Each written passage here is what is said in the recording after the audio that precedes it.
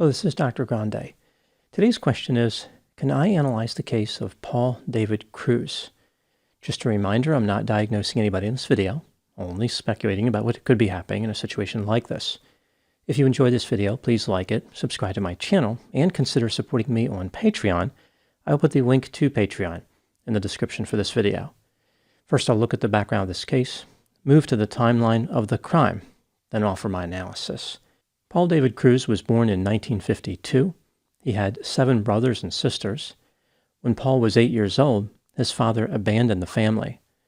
On April 6, 1961, Paul was adopted by a couple who lived in Burlington, North Carolina. He was difficult to manage and ran away from home on several occasions. Paul found himself in trouble at the age of 12 after carrying a knife on his belt. In 1972, he dropped out of high school but returned and completed school during the summer. He then enlisted in the Marines.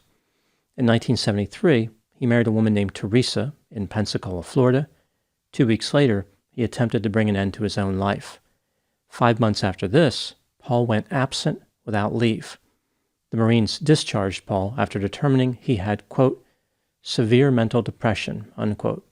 In 1974, Paul and Teresa divorced, and Paul adopted a lifestyle which led to him being described as a drifter. He eventually ended up in Indiana and worked various jobs like grave digger, painter, and construction worker. At some point, he married for a second time. His wife was named Casey. Paul put a knife to Casey's throat and said he would kill her. The couple divorced, mostly because of the homicidal threat part. In the early 1980s, Paul moved to North Carolina and lived with his brother. When he was there, he consumed excessive quantities of alcohol and cocaine. In 1984, Paul moved to Bartow, Florida, and worked various jobs, including picking oranges. He lived in a makeshift home near a swamp full of alligators. On July 3, 1986, Paul was in a bar in Bartow when a 56-year-old woman named Clemmy Jewel Arnold offered him a ride home in her Oldsmobile. Later, her naked body was found not far from Paul's home. She had been murdered with a knife and was nearly decapitated. The police immediately suspected that Paul was responsible. They discovered that he had driven Clemmy's Oldsmobile to his brother's home in North Carolina. In the car, they found blood as well as Paul's knife. On July 7, 1986, Paul was charged with murder, but the police did not have him in custody and did not know his location. As it turns out, he made his way to South Carolina, where he worked on a tobacco farm. His employers would later say that he was hardworking, quiet, and would sometimes disappear for long periods of time. He lived in a shack full of garbage and frequently consumed beer. I guess this was a step up from living next to a swamp full of alligators. 4 years later, Paul David Cruz would cross paths with 2 young lovers named Jeffrey Hood and Molly LaRue. Let's take a look at their backgrounds. Jeffrey Logan Hood lived in Signal Mountain, Tennessee. He went by the name Jeff. He went to work for an organization in Salina, Kansas that introduced young offenders to outdoor environments. It was there that Jeff met a woman from Shaker Heights, Ohio, named Molly LaRue. The couple became romantically involved. In May of 1990, they were laid off from their jobs, so they decided they would take a 6-month hike on the Appalachian Trail. This is a hiking trail that runs from Maine to Georgia. It is just under 2,200 miles long. About 25% of hikers who attempt to traverse the entire trail will be successful. Molly withdrew her savings from the bank to finance the trip, and the couple was determined to beat the odds. On June 4, 1990, Jeff and Molly started their hike on the Appalachian Trail at the northern terminus of Mount Katahdin, Maine. Despite being experienced hikers, they found the hike to be significantly harder than expected. Little did they know, their hiking experience was going to get a lot worse. Before moving to the timeline of the crime, let's hear a word from today's sponsor, Factor. This bustling holiday season, you might be looking for nutritious, flavorful meals to fuel you on jam-packed days.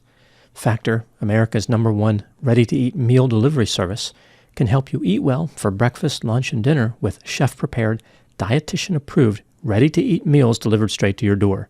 You'll save time and stay on track with your healthy lifestyle while tackling all your holiday tasks. Factor isn't just for dinner. Count on extra convenience any time of day with an assortment of over 55 add-ons to suit various preferences and tastes. Choose from quick breakfast items, lunch to go, grab-and-go snacks, and ready-to-drink cold-pressed juices, shakes, and smoothies. Factor is my go-to solution for dinner after a long day of researching, analyzing, and recording. Factor helps me to stay efficient and to avoid wasting time on cooking or going to the grocery store. Head to Factor75.com or click the link below and use code DrGrande50 to get 50% off your first Factor box.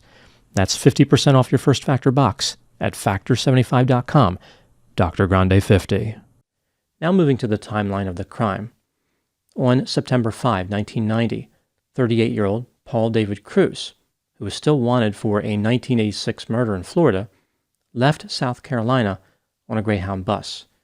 He exited the bus in Winchester, Virginia, and eventually hitchhiked to East Berlin, Pennsylvania. He entered a library and asked for hiking maps. He used the alias Casey Horn. Paul made his way to the Appalachian Trail and started hiking on September 11, 1990. He was near Duncannon, Pennsylvania, which is not far from Harrisburg. Paul was carrying a .22 caliber revolver, 50 cartridges, and a knife that was 8 inches long. A woman who was hiking on the trail near the Pennsylvania Turnpike noticed Paul and was surprised by how filthy he was. She would later say that she sensed an evil aura coming off him. Paul started his journey by making a strong impression. On the next day, September 12, Jeff and Molly were in Duncannon, Pennsylvania, purchasing supplies. They met with 3 of Molly's relatives and had lunch at a truck stop. The couple then made their way up Cove Mountain and a few hours later went to sleep in the Thelma Marks shelter on the east side of the mountain overlooking Duncannon. The shelter was nothing more than an old wooden lean-to. It was not secure. The shelter didn't even have a door. At some point, the couple encountered Paul David Cruz. It's unclear how this came about. Paul may have been at the shelter when the couple arrived, or he may have hiked there after the couple was already there. Either way, they somehow came in contact. On the morning of September 13, 1990, Paul David Cruz attacked 26-year-old Jeff Hood and 25-year-old Molly LaRue. The attack probably occurred sometime between 5 and 7 a.m. Paul shot Jeff 3 times with the .22 caliber revolver. Jeff died within 5 to 8 minutes after being struck by the 3rd bullet. Paul perpetrated an assault of a sexual nature against Molly before killing her with a knife. He left both bodies in the shelter, took some of the couple's hiking gear, and made his way north into Duncannon. Paul hitchhiked to Interstate 81 and eventually made his way back to the Appalachian Trail, where he hiked south. On the day of the murders, a husband and wife who were hiking the trail discovered the bodies of Jeff and Molly and notified the police. Paul David Cruz was arrested on September 21, 1990, near Harpers Ferry, West Virginia, after other hikers found him to be suspicious and called the police. They believed he was behaving strangely and was not carrying his backpack correctly. As it turns out, the backpack belonged to Jeff Hood. Paul's trial started on May 15, 1991. He was found guilty on May 24 after the jury deliberated for only 45 minutes. The next day, the jury took 2 hours to give him the death sentence. Paul would never be executed. His sentence was modified to life in prison in December 2006.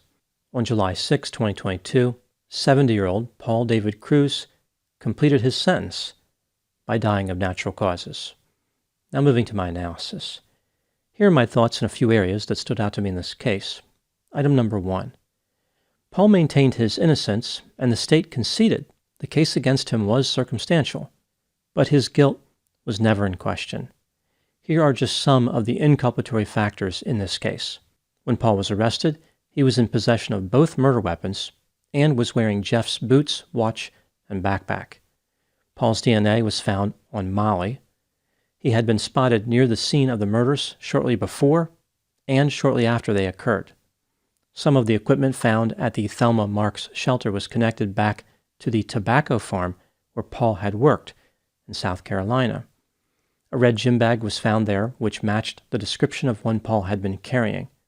In another shelter nearby, hikers discovered a library note written to Casey Horn, which was an alias that Paul used. They also found another empty red gym bag and an old bus ticket. After the murders, Paul had adopted the story of Jeff Hood. He told people that he had started hiking in June of 1990 in Maine and was trying to hike the entire Appalachian Trail.